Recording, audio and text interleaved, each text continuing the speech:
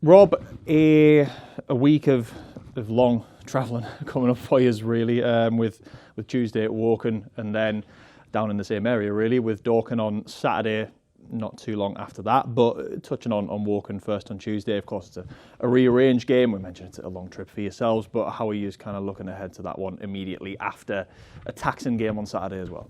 Yeah, no, it was a good game on Saturday. Really good to see some of the young players come through, get minutes for players who need them, in terms of Wormo coming in, for example, Larak coming back, Stotty. So, no, weekend was really good. Obviously, going through on penalties is always makes it more of an interesting cup tie, but I thought it was a really good game, you know.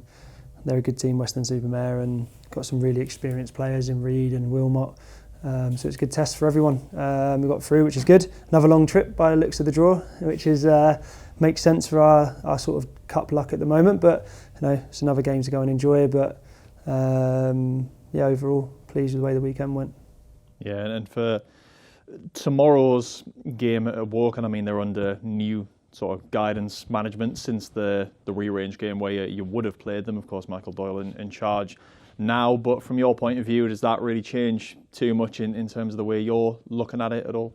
No, not at all. I mean, obviously, I think the manager coming in's got good experience and his teams play good football where he's been previously, and you can sort of see that change in Woking. Maybe the results haven't gone the way they want, but the style of play is definitely, you know, I think it's probably more been they've been unlucky than anything else. But they still have, you know, a very good squad, some really good attacking players. Defensively, got a lot of experience and are strong. So, you know, under no illusion, it's going to be a really tough game under the lights. And yeah, I think it's one for us that's going to be a good test physically, mentally, in terms of dealing with the first and second balls. But then obviously making sure that we're able to control the game and not allow Woking to do what they do, because they're one of the best teams in the league at doing it when they're on top and they're getting balls in the box, and Brown's picking up the balls on the edge. They're really dangerous. Yeah, and a bit of good news at last, really, on the injury front in terms of players coming back in with Joe Grayson finally back available after his sort of concussion layoff. But how much of a positive is it to have him back in around? Obviously, you mentioned that, you know, he's been fine, but obviously the medical advice is that you kind of have to wait those 3 weeks before he can come back into the fold. Yeah, I think any squad or team stronger with Joe in it. So, and I think it's testament to how he's trained. He's been able to train with us the last week, and you know, he set a good precedent and example to everyone. Is when you're not in the team for whatever reason, whether it's injury or circumstances or not being picked, there's a way you apply yourself, and Joe's application has been tremendous.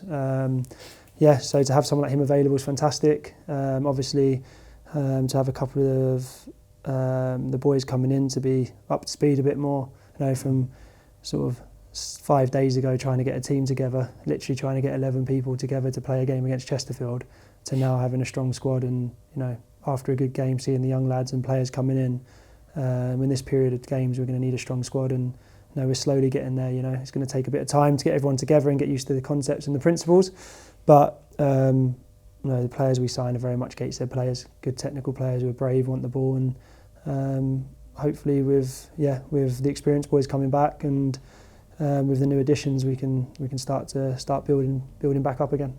Yeah, and then ahead of tomorrow, how is the sort of overall fitness picture looking with the boys? I know Callum Whelan's someone who's missed the last couple of games off the top of my head as well. So how is he and the kind of the rest of the squad looking at the moment?